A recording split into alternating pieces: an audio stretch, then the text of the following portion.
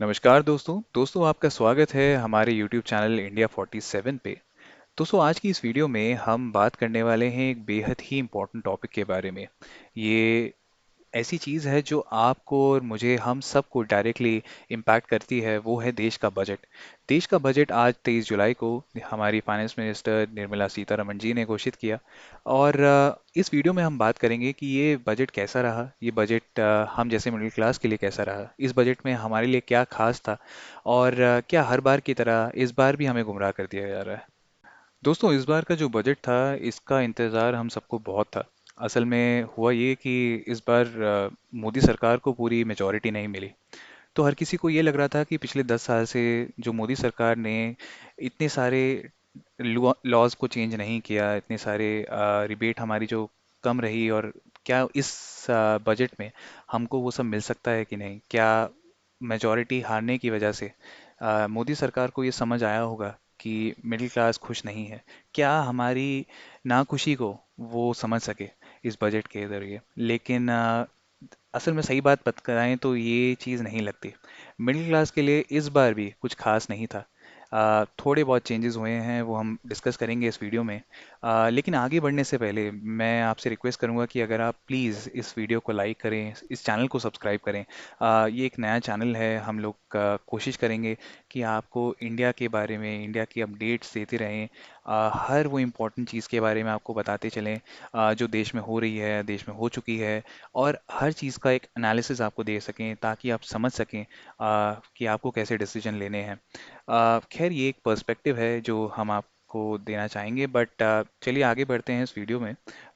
तो आज हमारा बजट 23 जुलाई को घोषित हुआ, और अब चलिए एक एक करके अपडेट देखते हैं हम आज हुआ क्या। और सबसे पहली जो इम्पोर्टेंट चीज़ है वो है न्यू इनकम टैक्स स्लैब। हमारे आप जैसे कि आप जानते होंगे कि हमारे देश में दो इनकम टैक्स स्लैब हैं, एक ओल्ड है एक न्यू है।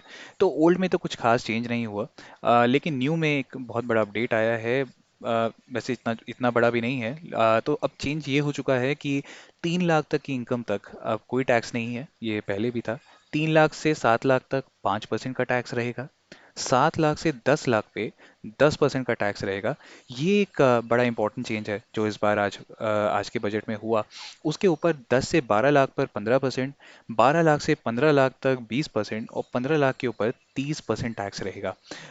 तो जो ये चेंज हुआ है, ये सबसे बड़ा अगर आप नोटिस करें तो ये चेंज हुआ है 7 लाख से 10 लाख के बीच में।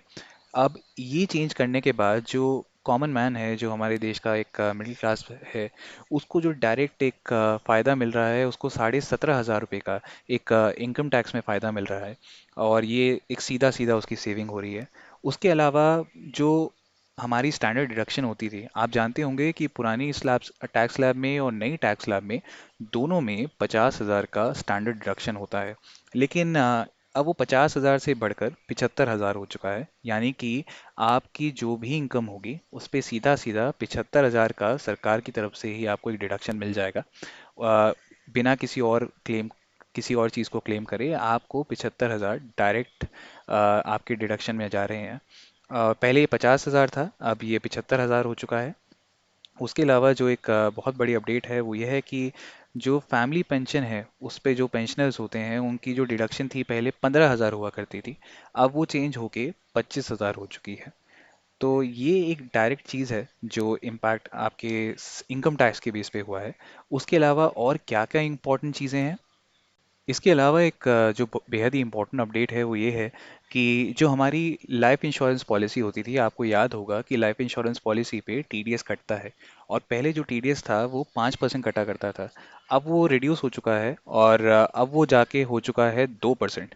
तो ये एक बेहद इंपॉर्टेंट अपडेट है। ये आपका कि आपका जो टीडीएस है जो आपकी लाइफ इंश्योरेंस पॉलिसीज़ पे होता था, चाहे आपने एजेंट से ख़रीदा हो या वैसे ख़रीदा हो, वो 5% से हट के अब 2% पे हो चुका है। तो जब आपकी पॉलिसी मैच्योर होगी तो आपका जो रिसीवेबल अमाउंट होगा, जो मैच्योरिटी अमाउंट होगा, वो अब कहीं गुना ज़्यादा होगा।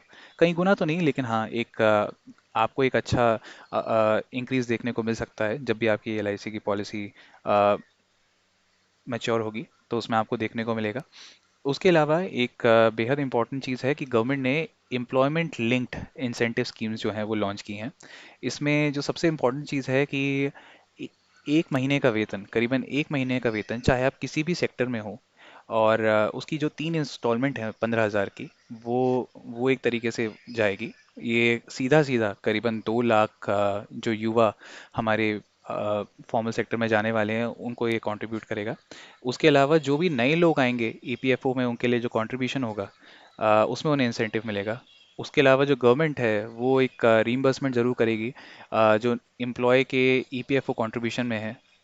3,000 रुपये महीने तक का ये कंट्रीब्यूशन होगा, और ये जितने भी नए हायरिंग हो रही है, जो भी नए लोग जाएंगे फॉर्मल सेक्टर में, कॉर्पोरेट सेक्टर में, उनको ये चीज़ देखने को मिलेगी, उनको इस चीज़ का फ़ायदा मिलेगा। तो ये 3,000 रुपये महीना रहेगा, और ये अगले 2 साल तक चलेगा। इससे उम्मीद यह है कि करीबन 50 लाख नई नौकरियां, ये हमारी फाइनेंस मिनिस्टर निर्मला सीतारमन जी का कहना है कि इससे हमें एक बूस्ट देखने को मिल सकता है, नई एम्प्लॉयमेंट जनरेट हो सकती हैं। खैर, इससे होगा क्या ये तो आगे चल के पता चलेगा। इसके अलावा सीधा सीधा जो चेंजेस हमें देखने को मिले वो ज्वेलरी में है। अगर आप गोल्ड खरीदें या किसी भी टाइप की सिल्वर ज्वेलरी खरीदें, तो उसमें जो कस्टम ड्यूटी लगती थी, अब वो रिड्यूस हो चुकी है, अब वो 6% है। तो ये पहले ज़्यादा था, अब पहले 15% के करीब होता था, अब ये 6% पे हो गया है। तो यहाँ पे एक मेजर बूस्ट हमें देखने को मिला। इसी की वजह से कहीं ना कहीं बाजार ने भी रिएक्ट किया है, और सोने के दाम जो हैं वो एक दिन में 4,000 रुपये तोला तक गिर चुके हैं। ये एक तरीके से सीधा सीधा बाजार ने इस पे रिएक्ट किया है। उसके अलावा क्या क्या चीज़ें सस्ती हुई हैं, एक बार उन्हें हम समझते हैं। सोलर सेट जो हैं वो सस्ते हुए हैं, मोबाइल फ़ोन के पार्ट, बैटरी, चार्जर, ये सस्ते हुए हैं, मेडिसिन सस्ती हुई है, गोल्ड सिल्वर प्लैटिनम ज्वेलरी सस्ती हुई है, कपड़े, जूते, एक्सरे इक्विपमेंट, इलेक्ट्रिक का लिथियम बैटरीज। तो आपको देखने को मिल सकता है कि इलेक्ट्रिक सेक्टर में कहीं ना कहीं एक बूस्ट आएगा आने वाले समय में, क्योंकि कहीं ना कहीं गवर्नमेंट ने उन चीज़ों को सस्ता किया है, तो जो कॉमन आदमी है उसकी जेब तक ये चीज़ें पहुंच सकेंगी। उसके अलावा कॉपर हो गया, जितने भी हमारे लेदर गुड्स हो गए, वो फिश हो गई, फिश के प्रोडक्ट्स हो गए, 25 एसेंशियल मिनरल हैं, वो हमारे सस्ते हुए हैं। अब ये सब तो वो चीज़ें हैं जिसको कहीं ना कहीं जिनके दाम घटेंगे आगे चल के। और इसके अलावा एक चीज़ और है जो मैं आपको अपडेट दे दूँ। गवर्नमेंट ने एक एनपीएस वत्सला एक नई पॉलिसी को लॉन्च किया है। ये जो प्लान है ये अलाउ करेगा कि जे अब एनपीएस, अगर आप जानते होंगे कि नेशनल पेंशन स्कीम है, इसमें जितने भी लोग वर्किंग सेक्टर में काम करते हैं वो ही जाके इसमें अकाउंट खोल सकते थे, लेकिन अब जाके कहीं ना कहीं एक फ्लेक्सिबिलिटी हमें देखने को मिलेगी, क्योंकि जितने भी पेरेंट्स होंगे वो अपने बच्चों के नाम पे एक एनपीएस प्लान खोल सकेंगे। अगर उनके बच्चे 18 साल से कम हैं तो उनके लिए ये प्लान वो स्टार्ट कर सकेंगे, और इसमें वो जमा कर सकेंगे पैसे, और उनके फ्यूचर के लिए वो पैसा उन्हें बाद में मिल सकेगा। अब ये बातें तो हुई जो अच्छी थी या ठीक थी, जो कहें, बट एक इम्पॉर्टेंट अपडेट जो ये है, और जो सबसे बड़ा अपडेट है कहीं ना कहीं, और जिसे देख के आज बाजार ने भी रिएक्ट किया, वो ये है कि गवर्नमेंट ने जो कैपिटल गेन टैक्स है हमारा वो बढ़ा दिया है। तो आप जानते होंगे कि पहले हमारे यहाँ दो टैक्स लगते हैं, एक होता है एलटीसीजी और एक होता है एसटीसीजी। अब मैं आपको एक बार समझा दूं अगर आपको ना पता हो तो। एलटीसीजी होता है long term capital gain tax. Long term capital gain tax का मतलब ये हुआ कि हमारे, अगर आपने शेयर खरीदा, मान लीजिए आपने आज शेयर खरीदा, और आप उस शेयर को 1 साल के बाद बेचते हैं, तो उसको वो लॉन्ग टर्म कंसिडर किया जाता है। आप, ये बात मानी जाती है कि आपने जो स्टॉक है वो लॉन्ग टर्म के लिए होल्ड किया था। तो अगर उस पर आप प्रॉफिट कमाते हैं तो उस पर पहले 10% का टैक्स कटता था। लेकिन अब, आज से ही गवर्नमेंट ने जो अनाउंस किया है, जो आज पेश हुआ है बजट में, 10% से वो टैक्स अब बढ़ के जा चुका है 12.5% पे। यहाँ 2.5% का टैक्स बढ़ चुका है एलटीसीजी पे।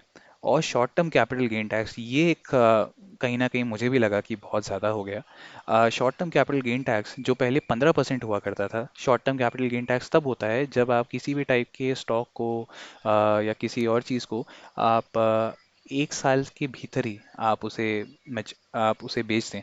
तो उस पे जो प्रॉफिट होगा, अगर आपको कोई प्रॉफिट हो रहा है उसके ऊपर, तो पहले 15% हुआ करता था, लेकिन अब वो बढ़कर हो चुका है 20%। यानी कि अगर आप 1,000 रुपये का प्रॉफिट कमाते हैं तो 20% यानी कि 200 रुपये सरकार की जेब में जाएगा।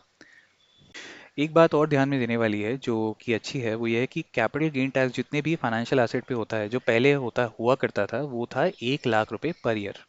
यानी कि अगर आपने अपना पैसा स्टॉक मार्केट में डाला और आपको जो कैपिटल गेन टैक्स हुआ, आपने जो प्रॉफिट कमाया, वो 1 लाख के भीतर भीतर है, मान लीजिए 99,000 भी है, तो आपको उस पर कोई टैक्स नहीं देना होता था, उस पर कैपिटल गेन टैक्स नहीं सकता था, क्योंकि सरकार पहले 1 लाख रुपए तक उसे अलाउ करती थी।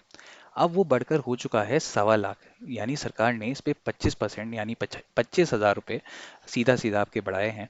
और अगर आप साल में 1,25,000 रुपये तक का प्रॉफिट जो है वो उठा सकते हैं, और उस पर आपको कोई अतिरिक्त टैक्स नहीं कटेगा। लेकिन अगर आप उससे ज़्यादा प्रॉफिट कमाते हैं, तो सीधा सीधा पैसा जो है, टैक्स जो है वो एडिशनल टैक्स सरकार की जेब में जाएगा।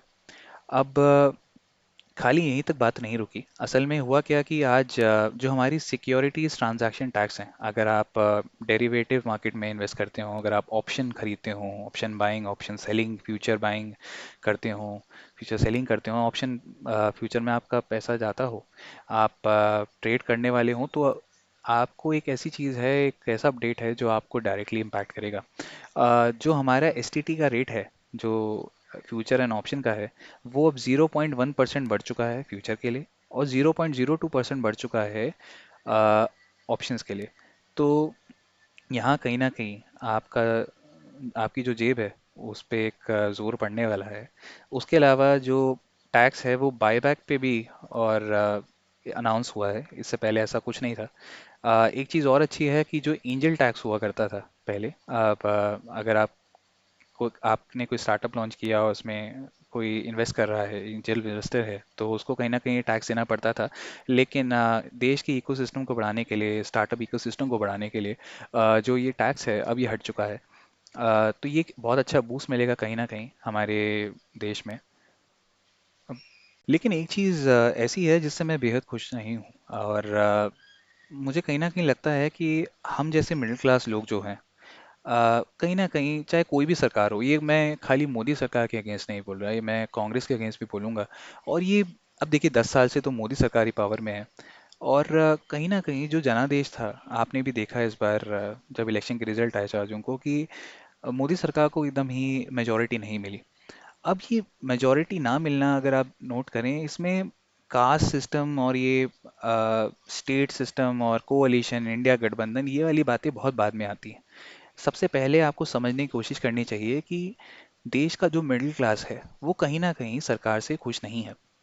देश के मिडिल क्लास टैक्स भरता भरता रह गया, इतना वो बेचारा इतना कमा नहीं पा रहा है, और कहीं ना कहीं कमाने के जो साधन हैं हमारे जो रहे हैं, ओवरऑल मार्केट जो है, जॉब मार्केट जो है वो कम हुआ है, जॉब कम हुई हैं। ओवरऑल ग्लोबल मार्केट भी इतना अच्छा नहीं है, कई कई कंट्रीज तो रिसेशन में चल रही हैं।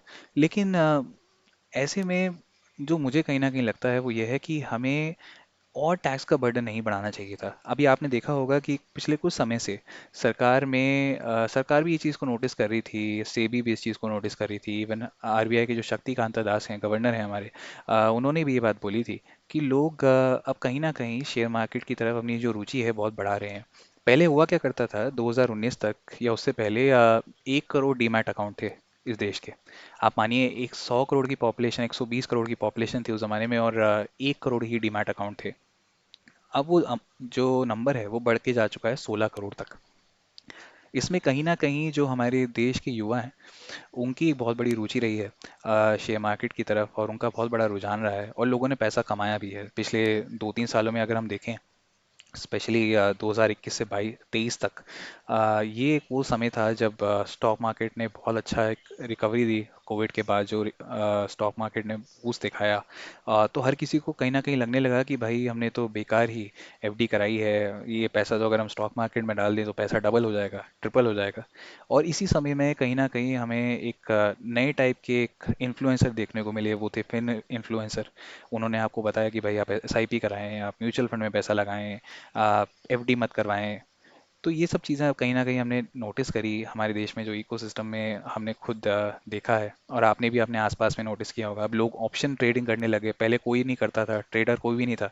अब हर कोई ट्रेडर बनता नजर आ रहा है, क्योंकि चीज़ें इतनी आसान हो गई हैं। अब आपको एक ऐप इंस्टॉल करनी है, आपका डीमैट अकाउंट भी ऑनलाइन बन जाता है, आपको कोई फॉर्मल पेपर वर्क नहीं करना, आपको कहीं जाना नहीं अकाउंट डीमैट अकाउंट खुलवाने के लिए। अब हर चीज़ इतनी आसान हो चुकी है। लेकिन जो कहीं ना कहीं ये चीज़ है, वो गलत भी रही है। उसका रीज़न ये है कि अब लोगों में लालच बढ़ चुका है, और यही चीज़ जो है सरकार के रेडार में भी था। सरकार को कहीं ना कहीं लग रहा था कि लोग जो हैं, और ये सेबी की जो चेयरमैन है हमारी, उन्होंने भी रिसेंटली बोला था कि लोग जो हैं अपनी सेविंग का पैसा जो है अब शेयर मार्केट में लगा रहे हैं। जो पैसा हमारे घर के खर्चों में यूज होना था, अब वो ऑप्शन में आपका लॉस जा रहा है। लोग 25,000 35,000 लॉस कर रहे हैं। हर कोई आज ही आज में अमीर बनना चाहता है। ये चीज़ कहीं ना कहीं गलत थी।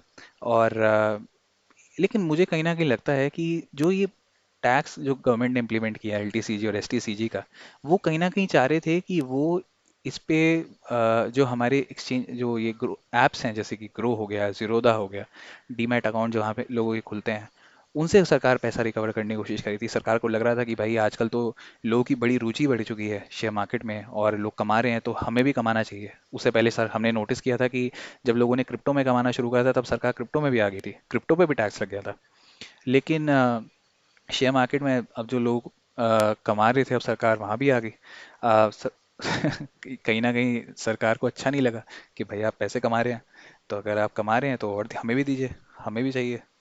पर इससे कहीं ना कहीं जो मिडिल क्लास है देश का, वो वो कहीं ना कहीं इससे खुश नहीं है।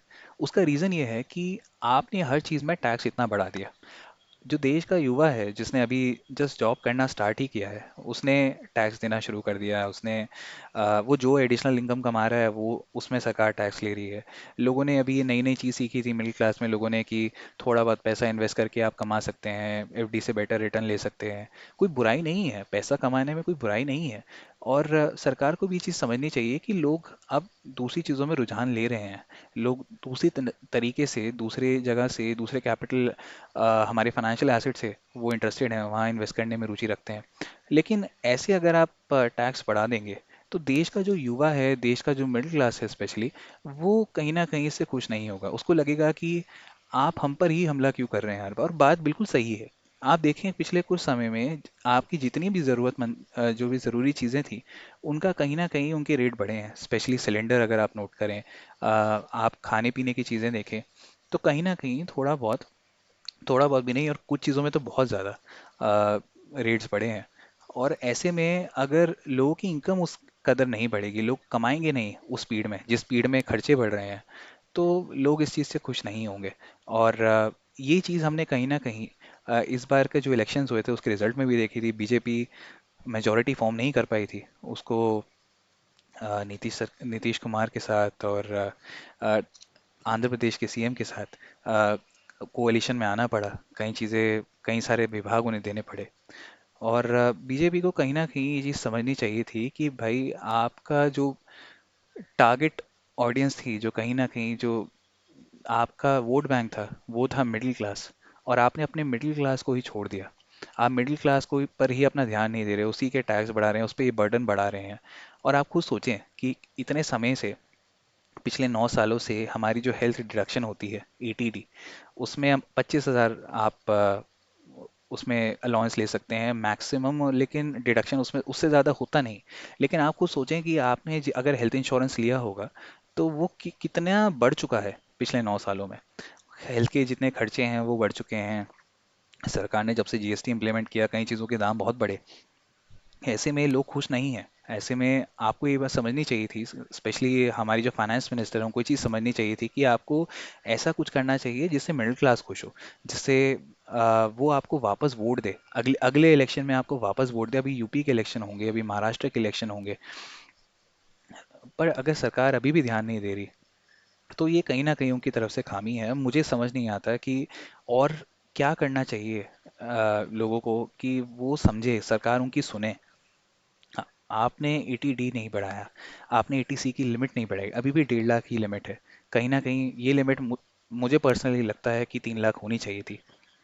क्योंकि जिस हिसाब से टैक्स की बाकी बाकी चीज़ों के खर्चे बढ़े हैं, उसी हिसाब से इन्वेस्टमेंट की अपॉर्चुनिटी भी बढ़नी चाहिए थी। सरकार ने उस चीज़ पे ध्यान नहीं दिया। उसके अलावा जो प्रॉब्लम है, जो कहीं ना कहीं मिडिल क्लास को फील होती है, वो ये है कि हमारा जो इकोसिस्टम है, कहीं ना कहीं उस पे हेल्थ केयर में और एजुकेशन पे हम पे स्पेंड नहीं किया गया। सरकार डायरेक्टली हम लोगों पे, मिडिल क्लास पे स्पेशली, इन्वेस्ट नहीं करती। आपके लिए कोई हेल्थ केयर नहीं है, आपके लिए कोई एजुकेशन नहीं है तो उतनी अच्छी नहीं है। आपको प्राइवेट एजुकेशन भी देनी पड़ेगी, आपको 30% टैक्स भी देना पड़ेगा, आपको हेल्थ इंश्योरेंस भी लेना पड़ेगा। और ऐसे में अगर आप और टैक्सेस बढ़ा देंगे तो लोग, ये बात तो बिल्कुल सच है कि लोग खुश नहीं होंगे। और ये चीज़ हमें कहीं ना कहीं नोट करने को दिख रही है पिछले कुछ साल की डेटा में। अगर आप नोट करें तो पिछले कुछ सालों में देश को छोड़ के और फॉरेन कंट्रीज में सेटल होने वाले जो इंडियंस हैं, उसकी संख्या कहीं ना कहीं बढ़ी है। स्पेशली जो फाइनेंशियली जो अच्छे थे, जो रिच इंडियंस जिन्हें हम कहा जाता है, रिच मिलियनर्स जो थे, वो कहीं ना कहीं देश छोड़ के जा रहे हैं। वो इसलिए जा रहे हैं क्योंकि जितना वो टैक्स दे रहे हैं उसके अकॉर्डिंगली आपको सर्विसेज नहीं मिल रही।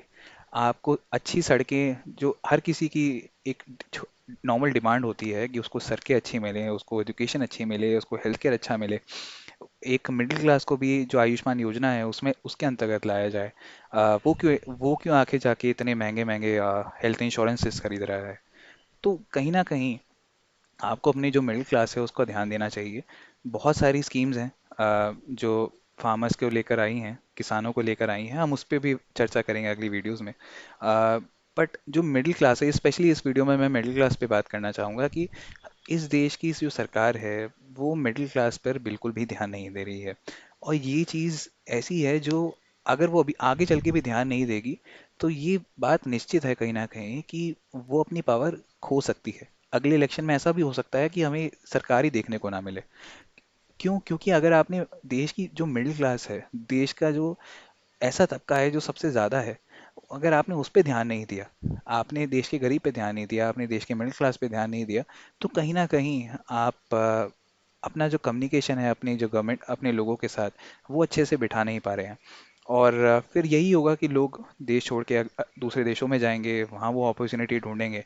क्योंकि हर किसी की इच्छा है कि वो जो पैसा दे रहा है, जो टैक्सेस के रूप में दे रहा है, वो कहीं ना कहीं तो जाए। थोड़े समय पहले अश्नी ग्रोवर ने एक प्रेस कॉन्फ्रेंस में एक इंटरव्यू में कहा था कि देश का जो मिडिल क्लास है वो तो सीधा सीधा सरकार पे रहम खा रहा है और सीधा सीधा सरकार को पैसे दे रहा है। ये चीज़ हर कोई अब आगे चल के ऐसे ही सोचने लगेगा कि अगर आपको जो टैक्सेस आप दे रहे हैं उसके अगेंस्ट आपको कुछ नहीं मिले तो। और देखिए, आप खाली इनकम टैक्स दे के बात खत्म नहीं होती, आपको इनकम टैक्स के बाद जीएसटी भी देना है, आपको टोल टैक्सेस भी देने हैं। अगर आप कोई भी चीज़ खरीदेंगे उस पर टैक्सेस है। अगर आप कोई पैसा अलग से कमाएंगे, किसी कैपिटल एसेट में पैसा कमाएंगे, म्यूचुअल फंड से पैसा कमाएंगे, उसमें टैक्सेस हैं। आप स्टॉक बेच के कमाएंगे उसमें टैक्सेस हैं, आप ऑप्शन बेचेंगे तो उसमें टैक्सेस है। ठीक है, आप गोल्ड खरीद रहे हैं उसमें टैक्स है, हर चीज़ में टैक्स है। बात टैक्स की नहीं है, बात यह है कि अगर आप टैक्स ले रहे हैं तो उसके अगेंस्ट आप देश की जो ऑडियंस है, देश की जो सिटीजन है, आप उनको क्या सर्विसेज दे रहे हैं, उनको कहाँ से बेनिफिट हो रहा है। और जो बेसिक चीज़ें हैं, जैसे साफ पानी, जैसे साफ हेल्थ केयर, जैसे एक अच्छा इकोसिस्टम, जैसे पोल्यूशन ना होना, जैसे अच्छी सड़कें तो हमने देखा उसमें काफ़ी डेवलपमेंट हुआ, लेकिन कहीं ना कहीं जो छोटे शहर हैं उनमें अभी भी कहीं ना कहीं उलझन है। अभी भी आप देखें बारिश में कहीं कितनी जगह ऐसी हैं जहाँ पे पानी भरा है, और फिर वो सड़कें ख़राब होती हैं, स्पेशली बिहार में और ईस्ट रीजन में। ये चीज़ हमने बहुत नोट किया है। वहाँ उस कदर का डेवलपमेंट नहीं है। तो ये चीज़ें ऐसी हैं जो डायरेक्टली सिटीजन पे इम्पैक्ट करती हैं, और ये छोटी छोटी जो फ्रस्ट्रेशन है वो धीरे धीरे बढ़ के आदमी को कहीं ना कहीं अंदर से इतना इरिटेट कर देती है सरकार के अगेंस्ट कि वो उसके अगेंस्ट जाने को तैयार हो जाता है। और ये चीज़ अच्छी नहीं है। आपको अपने सिटीजन्स पे, आपको अपने देश की जनता पे ध्यान देने की बिल्कुल ज़रूरत है। अगर आप उनका ध्यान नहीं रखेंगे तो वो आप पे भरोसा नहीं कर सकते। और ये एक चीज़ है जिसके साथ मैं वीडियो एंड करूँगा अभी। प्लीज़ इस वीडियो को लाइक करें, सब्सक्राइब करें। ये मेरे चैनल की पहली वीडियो है, और आगे चल के आपको ऐसे ही हम मिलते रहेंगे और आपको वीडियोस लेके आते रहेंगे, अपना एनालिसिस देते रहेंगे। कोई अच्छी इन्फॉर्मेशन है, कुछ अच्छा अपडेट है, तो वो भी आप तक पहुँचाएंगे। चाहे न्यूज़ हो, चाहे साइंस हो, टेक्नोलॉजी हो, पॉलिटिक्स हो, इकोनॉमिक्स हो, शेयर मार्केट हो, आपको इस चैनल पे सारे अपडेट आगे चलकर मिलेंगे। तो प्लीज़ इस चैनल को सब्सक्राइब ज़रूर करें। और अभी मैं आपसे विदा लूँगा। Thank you so much.